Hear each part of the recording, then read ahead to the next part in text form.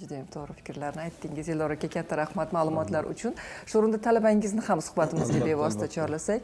Aslidan ushbu institutda mana 4-bosqichda tahsil olyapsiz. Necha yil bo'ldi mana shu baxshichilik bilan shug'ullanayotganingizga, bu san'at yo'nalishida ta'lim olayotganingizga? Avvalambor assalomu alaykum deymiz barchalaringizga, bizni kuzatib turgan teletomoshabinlarga ham.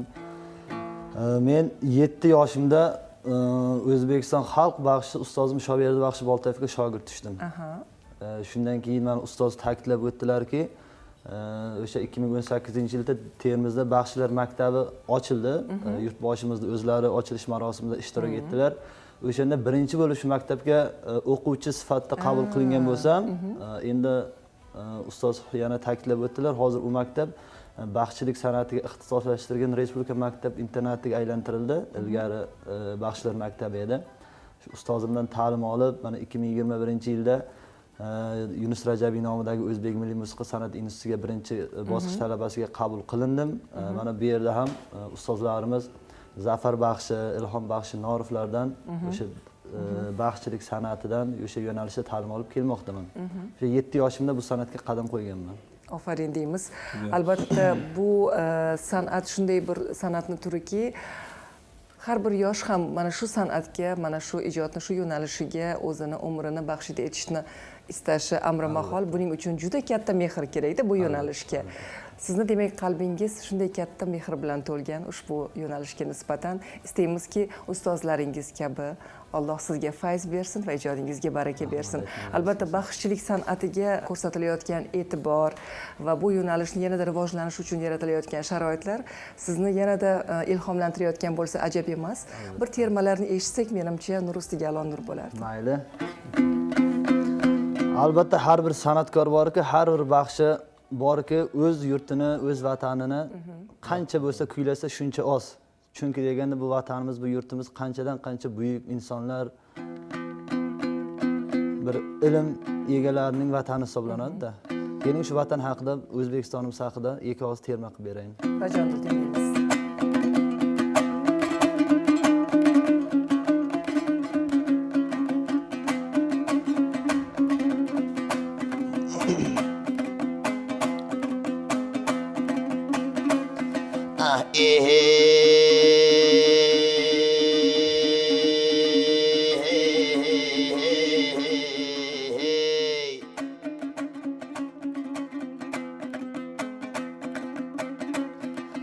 Sahip Kur'an dünyaya dang taratken,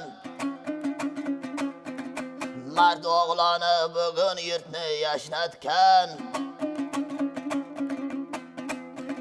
Sınavlarda elim menen kakşat kani.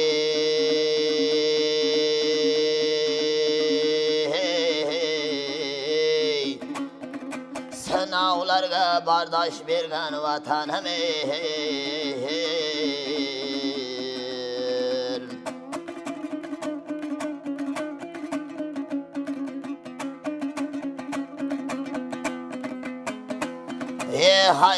Hayaram berin uylar ötü tarixdi sözlep, Uluq begin ötü yıldızdı közlep, Ben senan ötü derdine dava izlep, Aslı coş boladı bu taday bozlabi.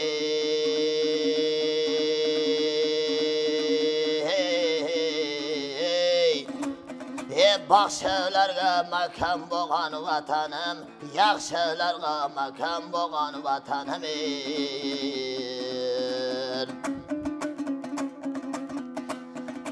Yaman atı qancha çapsak damı var, yaxşı atı qancha çapsan kami var, yaxşı atı qancha çapsan damı var. Özbek eldin Özbek degen namı bari.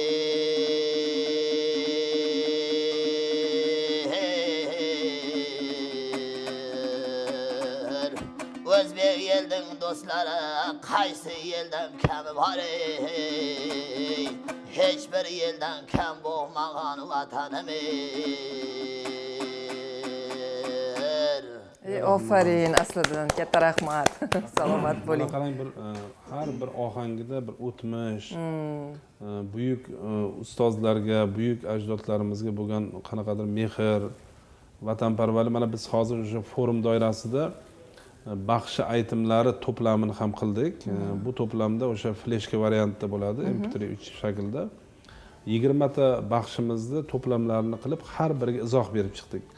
Qaysi aytilayotgan baxshi asari insonda qaysi his-tuyg'ularni uyg'otadi. Misol uchun Shoberdi baxshining ijodi misol uchun ko'proq vatanni madh etishni, vatanparvarlikni, fidoyilikni, vatanni sevish kabi tuyg'ularni aks ettiradi. Yana bitta baxshilik misol uchun boshqacha bir his-tuyg'ularni ilhomlantiradi-da. Endi maqom bilan baxshi yo'nalishini aytsak, maqom ko'proq insonga ruhiy oziqa beradigan, insonning o'sha ongini, tafakkurini rivojlantirib hissa qo'shadigan bo'lsa, bu baxshilar ko'proq vatanparvarlik madh etuvchi yo'nalishda aks ettiradi. Shuning uchun biz alohida o'sha bugun mehmonlarimizga shu to'plamni ham taqdim etamiz. Bu ham inglizcha ham o'zbekcha variantda biz tayyorladik va albatta chet ellik mehmonlar uchun ham juda katta bir nima deydi, o'ziga xos ajoyib tuhfa bo'pti bu. Bo'ladi. Mana hozir ohanglarni ko'ryapsiz. Albatta buni eshitgan har qanday yoshmi, qarimi albatta o'sha buyuk o'tmishimizga safar qiladi. Bu juda katta ma'naviy oziqa beradi insonga. Xuddi shunday.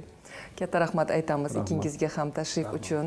Eldor aka, festival kutilganidan ham chiroyli natijalarni taqdim etsin deymiz. Muhimi yuzingiz yorug' bo'lsin. Sog' salomat bo'linglar. Barcha festival ishtirokchilariga albatta yurtdoshlarimiz bilan birgalikda omad tilab qolamiz.